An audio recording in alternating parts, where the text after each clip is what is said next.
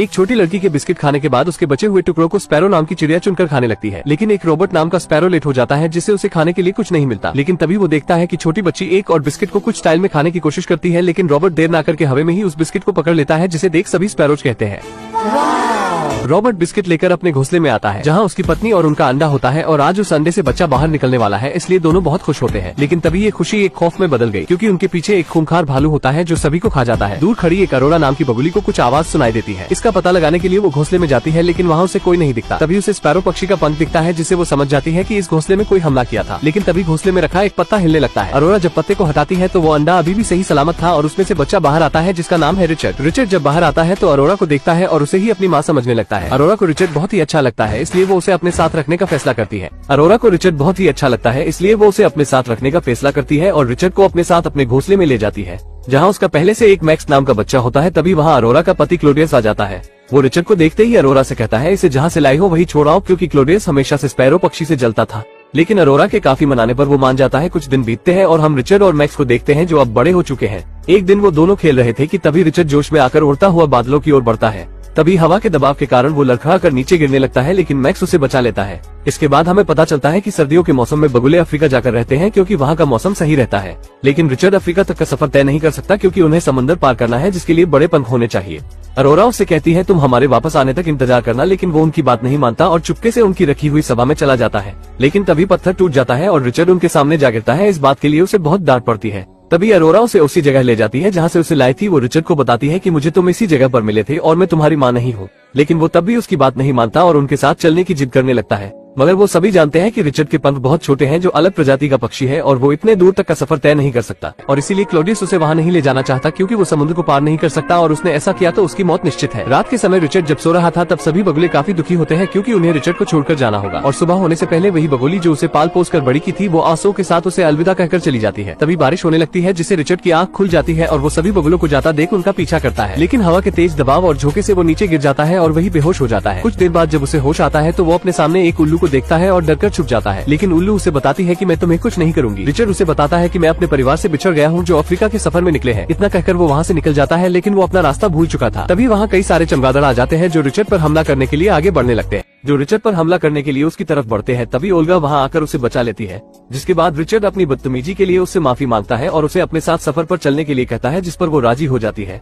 और अगली सुबह जब रिचर्ड की आँख खुलती है तो वो अपने आप को शहर में पाता है, क्योंकि वो बस के ऊपर ही सो गए थे, जिससे वो काफी आगे पहुंच गए थे और अब इनका सफर शुरू होता है। रास्ते में ओल्गा को भूख लगती है तो वो एक खाने के पार्सल को चुरा ले जाती है, और वहाँ से निकलने के बाद उन्हें एक घर में तोता दिखता है। वो उसे बचाने के लिए उसके पास जाते हैं, लेकिन तभी उस तोते का मालिक आ जाता है। मौका देखकर तीनों वहाँ से भाग जाते हैं। तोता बचपन से ही पिंजरे में कैद था, इसलिए वो सही से उड़ नहीं पाता। किसी भी तरह वो तीनों ट्रेन के अंदर चले जाते हैं, क्योंकि वो ट्रेन भी उसी ओर जा रही थी। और सुबह होती है तो दोनों सो रहे थे और वो तोता इन्हें छोड़कर ट्रेन से निकल जाता है, क्योंकि उसे अपने स्टार बनने का सपना पूरा करना था। और उसी के कहने पर ये दोनों ट्रेन में बैठे थे। और जब ये दोनों उठते हैं तो उस तोते को ढूंढने लगते हैं, लेकिन कुछ कौओं से उन्हें पता चलता है कि वो इन्हें छोड़कर भाग गया।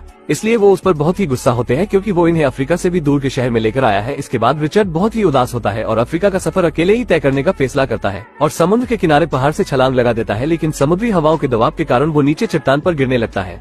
लेकिन सही समय पर उसके दोस्त आकर उसे बचा लेते हैं और अब वो लोग बादलों के ऊपर उड़ान भरते हैं, जो सच में बहुत ही खूबसूरत था। लेकिन तभी इनके सामने एक जहाज आ जाता है, जिससे ओल्गा इन दोनों से बिछड़ जाती है। लेकिन रिचर्ड ओल्गा को ढूंढ लेता है और तीनों एक शिप के स्विमिंग पूल में जा गिरते हैं। और इसी बीच ओल्गा बेहोश हो चुकी थी। वो दोनों किसी भी तरह उसे होश में लाते हैं। इसके बाद वो लोग बहुत खुश थे, क्योंकि ये शिप भी अफ्रीका तक जा रही थी। दूसरी तरफ हम उन्हीं बगुलों को देखते हैं जिन्हें रिचर्ड ढूंढ रहा है। वो लोग एक नदी के पास आते हैं, लेकिन उन्हें नहीं पता था कि ये नदी अब सूख चुकी होगी। मैक्स अपने पिता से नाराज था। तभी उसे एक बड़ा बिल दिखता है, लेकिन अचानक से कोई उसे बिल के अंदर खींच ले जाता है। दूसरी तरफ ये लोग अब खुशी से अफ्रीका तक पहुंच जाते हैं, लेकिन इन्हें नहीं पता कि रिचर्ड के परिवार यानी कि बगुले किस जगह है। तभी उन्हें 2 ऑनलाइन कबूतर दिखते हैं, जो रिसर्च करके उन्हें उनके परिवार तक पहुंचाते हैं। रिचर्ड आते ही बगुलों से मैक्स के बारे में पूछता है। उसके पिता बताते हैं वो नाराज होकर उस बिल में चला गया जहां हम बगुले नहीं जा सकते। लेकिन मैक्स की माँ को यकीन नहीं हो रहा था कि रिचर्ड अफ्रीका तक कभी पहुँच भी पाएगा। मैक्स की माँ रिचर्ड को देखकर बहुत खुश होती है, लेकिन तभी कबूतर बताता है कि ये रास्ता तो बिज्जू के बिल तक जाता है, जो बहुत ही खतरनाक शिकारी है। लेकिन रिचर्ड अपने दोस्तों के साथ अपने भाई मैक्स को बचाने के लिए उस खतरनाक बिज्जू के बिल में चला जाता है। लेकिन कीकी थोड़ा फट्टू था। अंदर बहुत अंधेरा होता है, लेकिन तभी ओल्गा को एक बिच्छू दिखता है, जिसे खाकर वो कहती है इसमें काफी मात्रा में प्रोटीन है। तभी रिचर्ड को मैक्स मिलता है, जो बेहोश हो चुका था। लेकिन अचानक कीकी को बहुत सारी लाल आंखें दिखाई देती है, जिससे डरकर वो चिल्ला देता है और उसकी आवाज से वो खतरनाक बिज्जू इनके पीछे पड़ जाता है। वो रिचर्ड को खाने ही वाला था, लेकिन तभी कीकी रिचर्ड को बचाने के लिए बिज्जू के सामने आकर गाने के साथ डांस करने लगता है। जिससे वो बिज्जू उसके कंट्रोल में हो जाता है। रिचर्ड मौका पाकर अपने आप को बचाता है और अपने दोस्तों से इस बिल से बाहर निकलने को कहता है। रिचर्ड अब अकेले ही खतरनाक बिज्जू का सामना करता है। वो काफी देर तक बिज्जू से बचता हुआ भागता है।